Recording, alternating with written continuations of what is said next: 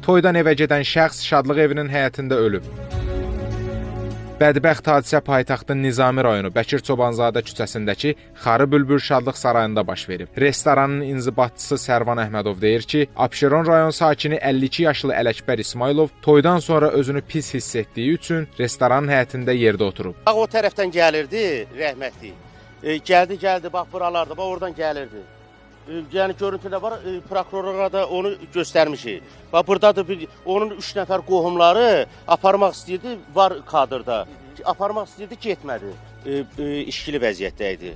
Sonra getdi orada əyləşib, ondan sonra rəhmətə gedib. Harada əyləşib? Qapının ağzına getmişdi. Bir yerə çəkib göstərə də bilərsiniz.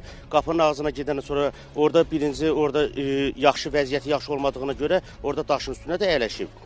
Əyləşəndən sonra keçib orada skamerka var. Skamerkada əyləşəndən sonra rəhmətə gedib. İnzibatçı bildirir ki, Ələkbər İsmailovun özünü pis hiss etməsindən sonra dərhal əraziyə təcili yardım da çağırıblar. Təcili yardım həkimləri əraziyə gəldikdə onun öldüyünü müəyyən ediblər. Yəqin işki çox olduğuna görə ya nədənsə xəstəliyi var idisə, o burada baş verdi. Amma sosial şəbəkələrdə yazılar ki, Xarbidə meyit tapılıb. Amma meyit tapılmayıb.